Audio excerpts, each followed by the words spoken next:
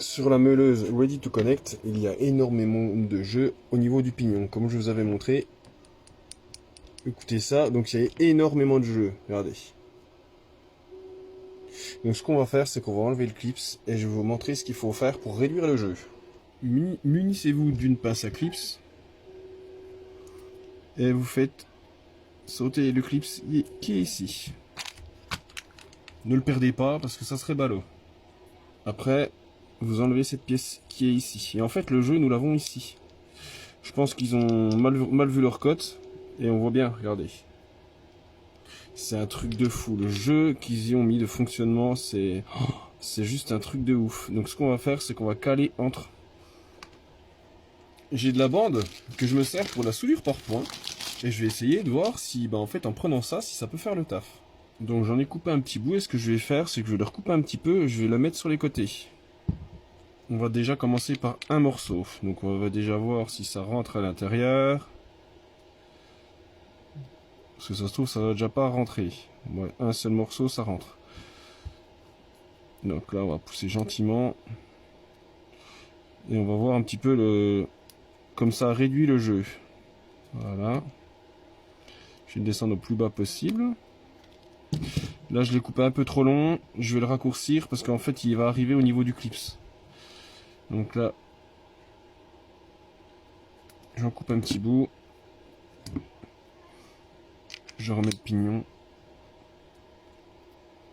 Je renfile entre, comme ça.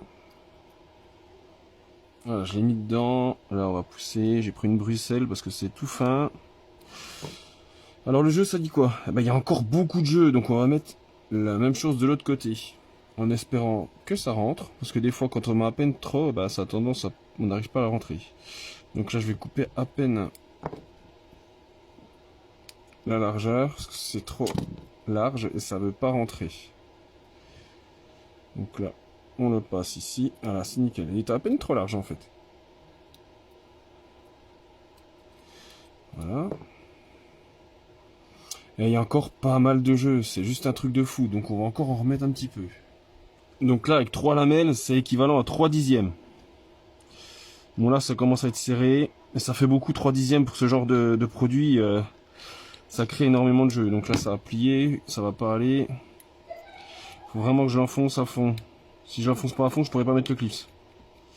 Voilà. Nickel.